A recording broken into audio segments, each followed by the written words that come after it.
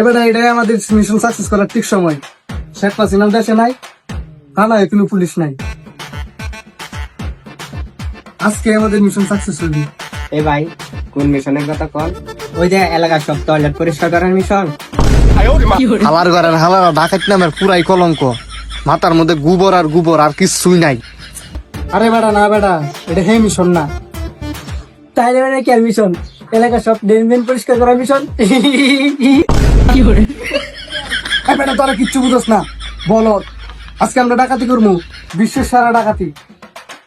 এ ভাই, গেছে বাদ আমি সংগ্রাবাড়িতে ডাকাতি করতে গেছিলাম, পরে যেন আপনার ফ্যানটা ভাঙ্গে গুলা রাখতে গেছিল।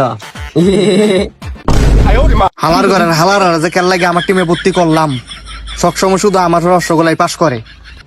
এ ভাই, এই ভিডিওটা আমার কাছে আসিল, বুঝছেন? টিকটক কাছে আসছিলাম, ভিডিওটা অনেক ভাইরাল। আপনি যে লাইনটা ধরে আসছিলেন। ওর মায়েরে বাপ, কি পার্টনার নিয়ে যে আমি চলি। আগের কথা মনে করস কে? এই কথা বুঝলে যা, এখন মিশনে চল।